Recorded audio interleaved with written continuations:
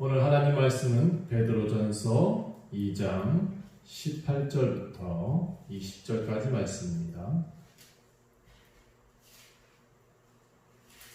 베드로전서 2장 18절부터 20절까지 모두 찾으셨으면 함께 읽습니다. 시작.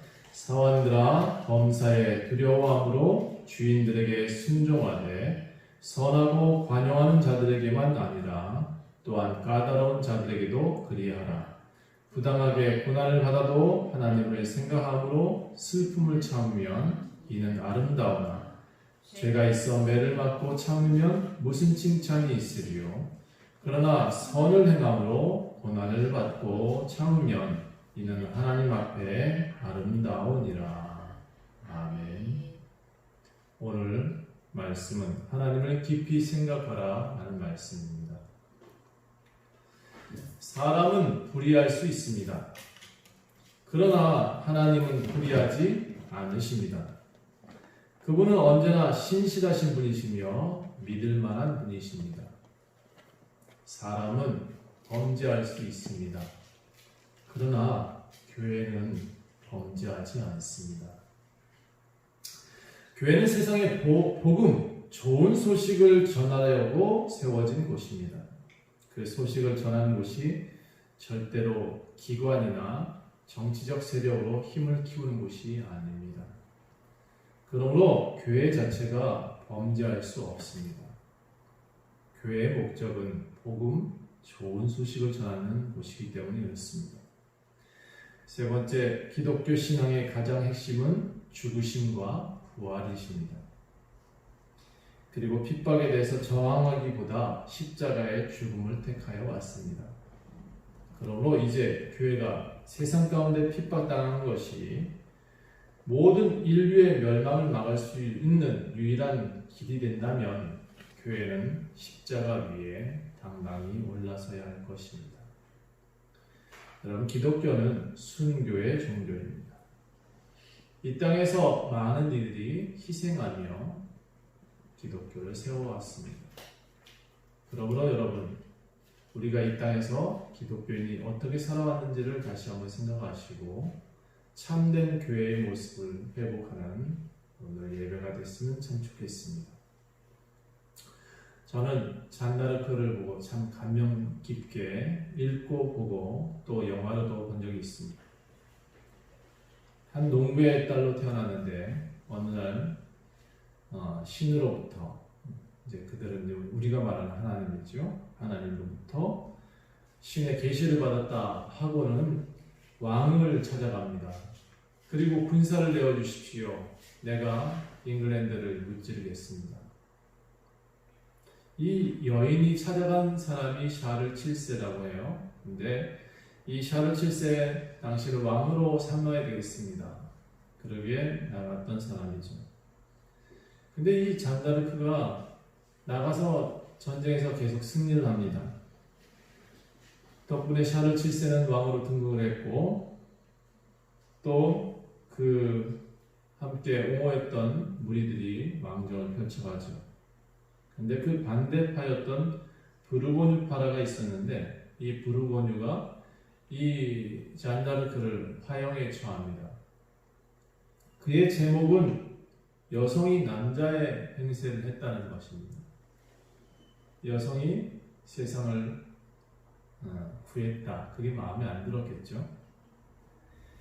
그녀가 죽은 지 20년 뒤에 재판이 다시 열렸고 그 판결은 복원, 그 사람의 죄가 없음을 판결합니다. 그래서 언젠가는 이제 복자라고 그 여인을 칭했다가 1920년대에 와서는 가톨릭을 그녀를 성녀라고 표현합니다. 아무튼 저는 그 단어는 별로 좋아하진 않습니다만 아무튼 그렇게 위대한 인물이 되었습니다. 프랑스를 구한 여성 잔다르크. 근데 저는 그녀가 죽지 않았더라면 어땠을까라는 생각도 가끔 해봅니다. 아마도 절대적인 권력을 누리며 살고 있지 않았을까? 전쟁 영웅이 살아있었다. 프랑스 왕은 그를 경계하며 살고 있었을 것입니다. 그녀는 프랑스를 구하고 자기 민족인 프랑스인들한테 화형을 당해 죽습니다. 잔다르크 입장에는 참 억울하잖아요. 그렇죠? 16살에 아무 죄도 없는 애가 갑자기 계시를 받아서 전쟁에 나가서 싸우고 승리하고 돌아왔다. 근데 결국 그 집안에서 보면 새드 엔딩이죠. 해피엔딩이 아닙니다. 잔다르크 입장에서도 죽었고 그 집안에서도 딸을 잃었고, 그렇죠. 그런데 현재 프랑스와 가톨릭은 그녀를 가리켜서 성녀 잔다르크라고 부릅니다. 아이러니하잖아요. 살아선 죽도록 전쟁에서 싸워서 나라를 구했는데 돌아와선 동족 부르고뉴한테 죽임을 당했다. 그리고 나중에 추앙을 받는다. 아이러니하잖아요. 저는 잔다르크를 보면서 기독교 신앙의 근본적인 내용을 저는 살펴봅니다. 예수님도 왕으로 이 세상에 계속 계시지 않았습니다.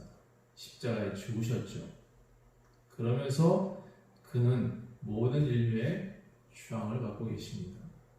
우리의 예배의 대상이시죠. 그분은 나라를 구한 게 아니잖아요. 그렇죠? 근데 모든 인류를 구하셨죠. 그러면서도 그분은 이 세상을 봉기하지 않았습니다. 이 세상을 다 변화시키겠다라고 하지 않으셨습니다. 저는 세상을 변화시키려면 죽어야 되나 이런 생각도 가끔 해봅니다. 나 자신 죽어야 새로운 삶이 열리나? 가끔 기독교의 이 신앙을 따라서 모든 기독교인들이 순교를 해야 되나? 그런 생각도 가끔 해봅니다. 그런데 저는 잔다르크나 예수님이 십자가에 죽는 죽음하고 요즘 잔다르크 흉내내는 사람하고는 전혀 다른 개념이라고 생각을 합니다. 기독교 신앙의 죽음이라고 할지라도 스스로 죽는 자가 있고 모든 인류를 위해 죽는 자가 있다. 저는 그렇게 생각합니다. 요즘 어떤 이는 잔다르크 흉내를 내고 있다라고 저는 보고 있는 것입니다. 마치 세상을 변화시킬 것처럼 그는 나서서 봉기하고 있습니다. 저는 이것이 착각이다라고 말하고 싶습니다. 죽으면 추앙받을 수 있겠죠. 그런데 전 잔다르크의 죽음과 예수님의 죽음을 전혀 다른 차원으로 봅니다. 세상을 구하기 위해서 죽는 죽음하고 모든 인류를 당신이 낳으신 자녀를 위해 죽는 죽음하고는 전혀 다른 차원인 것이죠. 아무리 옳다 해도 그렇게 잔다르크 흉내 낸다 해서 결코 세상을 구원할 수 없다는 것을 분명히 해둡니다. 오늘은 많은 이들이 기독교 신앙을 새롭게 인식하는 날이 됐으면 좋겠습니다. 기독교 신앙의 가장 핵심은 예수 그리스도의 죽으심과 부활입니다. 이것을 복음이라고 하고 우리는 전파합니다. 세상을 변화시키는 방법은 여러분 이 믿음을 굳건하게 지키는 것이지 이 믿음을 가지고 봉기하는 것이 아닙니다. 100년 전쟁을 가지고 프랑스를 구한 것이 아니라는 것입니다. 믿음이 그를 구원했죠. 믿음이 세상을 구원하는 것입니다. 많은 사람들이 기독교를 욕할 때 저는 다시 한번 외치겠습니다. 기독교는 더욱 순수함으로 돌아가라. 그래야 기독교가 살아납니다. 우리가 예수님의 신앙을 우리가 6,000년 이상 구약과 합쳐서 6,000년 이상 지켜갈 수 있었던 이유는 하나님이 우리에게 하신 약속이 있기 때문이었습니다. 우리는 약속을 믿는 민족이잖아요. 예수님을 믿는 민족들은 하나님의 구원의 약속이 있기 때문에 우리는 교회에 나오고 믿고 성경책을 읽고 있지 않습니까? 오늘은 하나님의 그 약속을 깊이 생각하셨으면 좋겠습니다. 오늘 본문은 베드로가 나이가 들어서 쓴 글이라고 저는 믿습니다. 베드로전서 1장은 서문 같은데 이런 내용이 기록되어 있습니다. 썩지 않고 더럽지 않고 쇠하지 아니하는 유업을 잊게 하기 위해서 곧 너희를 위하여 하늘에 간직하신 것이다. 너희는 말세에 나타내기로 예비하신 구원을 얻기 위하여 믿음으로 말미암아 하나님의 능력으로 보호하심을 받았느니라. 믿음으로 말미암아 우리는 구원을 받습니다. 예수 그리스도를 믿음으로 말미암아 우리는 이 땅에서 존재해야 될 이유가 생기는 것입니다. 그러므로 너희는 이제 여러 가지 시험으로 말미암아 잠깐 근심할 수 있으나 오히려 더욱 기뻐하자. 혹 여러분 지금 연단 받고 계십니까? 혹 여러분 고난 가운데 계십니까? 교회가 핍박당한다고 생각하고 계십니까? 그럼 더욱 기뻐해야죠. 우리는 이 말씀에 분명히 말하고 있습니다. 너희 믿음의 확실함은 불로 연단하여도 없어지지 않는다. 금보다 더 귀하지 않는가? 예수 그리스도께서 나타나실 때 이렇게 믿음을 지킨 사람들은 더욱 칭찬과 영광과 존귀를 더하실 것이다. 우리는 이 믿음을 가지고 여기까지 신앙생활을 해오지 않았습니다. 앞에 본문을 요약하겠습니다. 말세의 구원을 얻기 위해서는요, 우리는 믿음을 더욱 굳건히 지켜가야 합니다. 이 믿음이 포기하지 않아야 됩니다. 우리가 교회에 모이지 못한다 할지라도 가정에 계신 모든 이들이 지금 이 믿음을 굳건히 해야 합니다. 말씀을 더 많이 찾아봐야 될 때죠. 지금이 그렇습니다. 지금이 더 기도해야 될 때죠. 하나님이 기회를 주셨습니다. 골방의 기도. 여러분 각자 가정마다 가정이 회복되기 위한 기간을 주셨습니다. 코로나가 저는 어쩌면 여러분들의 삶을 회복시키는 기간이라고 생각합니다. 저는 비가 이렇게 많이 왔을 때도 그 다음을 생각합니다. 이제 곡창지대에 새로운 흙이 그들을 덮었겠구나. 이제 내년엔 더욱 풍년이 오겠구나. 여러분, 불로 연단해도 우리의 신앙은 흐트러지면 안 됩니다. 우리의 신앙은 금보다 더 귀한 존재이기 때문에 더욱 믿음을 지켜나가야 될 것입니다. 우리는 예수를 통해서 반드시 칭찬받을 믿음을 가지고 있기 때문에 그렇습니다. 조금 덧붙이면 이 방송을 보시는 모든 분들께 오늘 원주 좋은교회는 비대면 예배를 하고 있습니다. 많은 이들이 교회에 나올 수 없게 했습니다. 확산을 막기 위해서이고 교회가 성도들을 보호하기 위해서입니다. 앞으로도 교회는 이와 같은 행동들을 더 할 것입니다.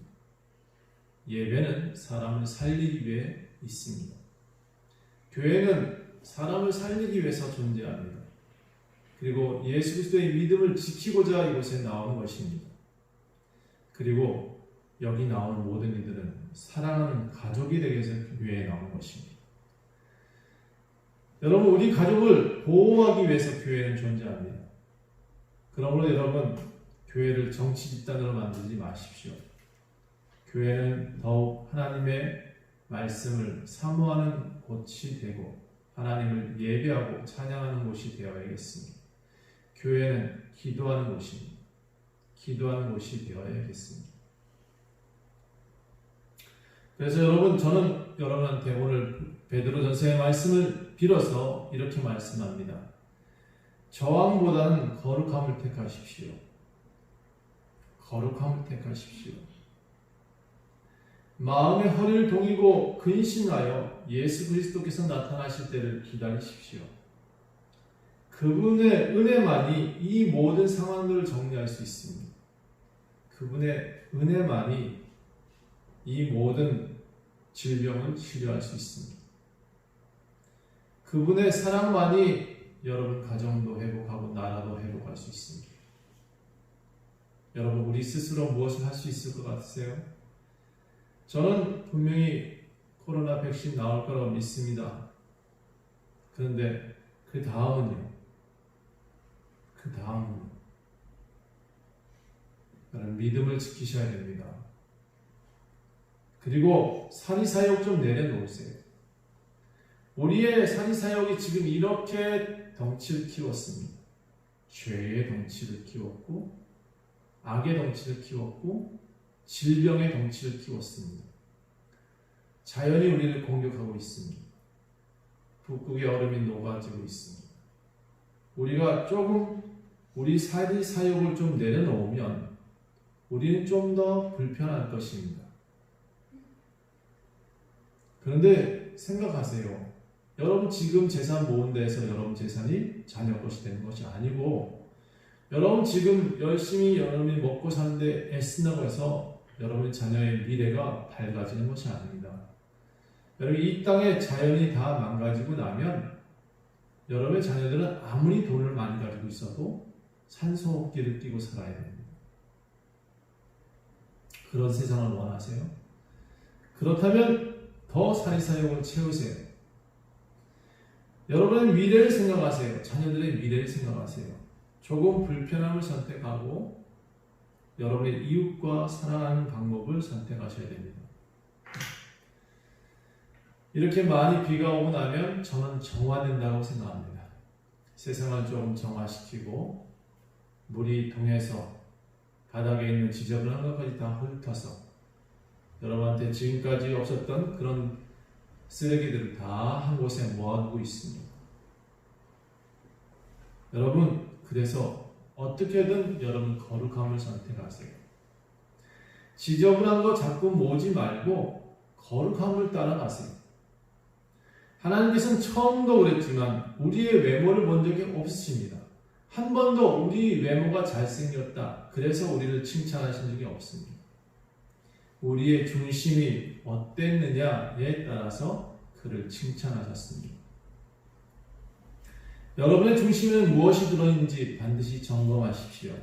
욕심으로 가득 채웠다면 앞으로 예수님의 거룩으로 가득 채워야 할 것이니, 그래야 우리 모두가 살아납니다.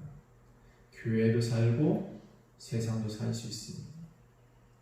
여러분 거룩하게 지어진 존재입니다. 죄가 여러분을 주장하지 못하게 하십시오. 여러분 정치 세력이 여러분을 이끌고 가지 않게 하십시오.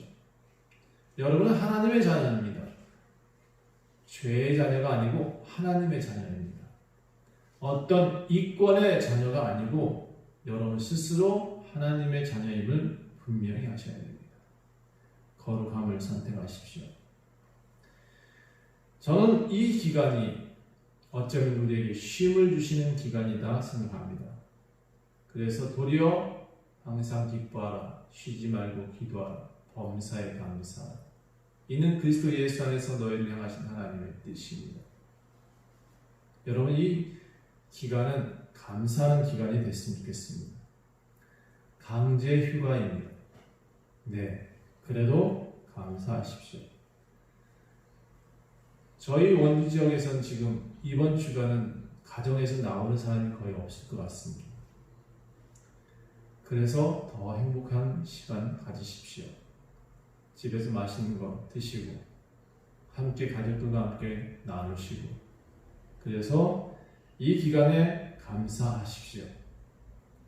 더욱 순전한 마음으로 주를 사랑하고 형제를 사랑하는 시간이었으면 좋겠습니다.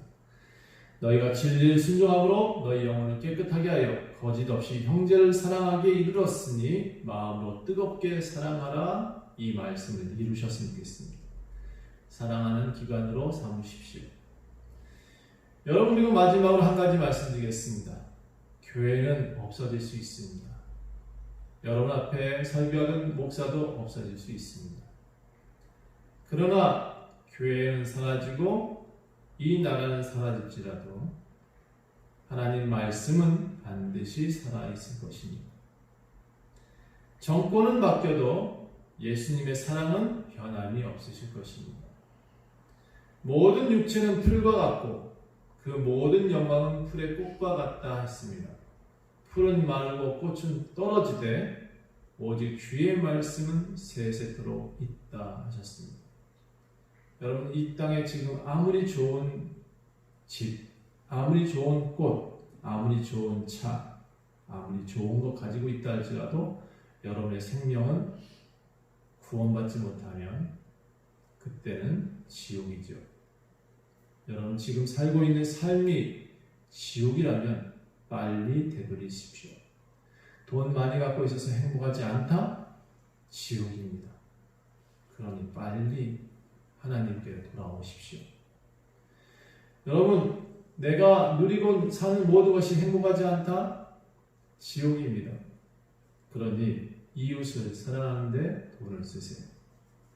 그리고 여러분 행복하지 않다 느끼는 순간 교회로 목사님과 함께 형제 되시고 내 교회 공동체와 형제가 되십시오. 여러분 그것이 여러분을 천국에서 살게 하는 가장 지름길입니다. 오늘은 핵심적인 말씀으로 여러분한테 말씀드립니다. 영원히 변하지 않는 것을 쫓아가십시오.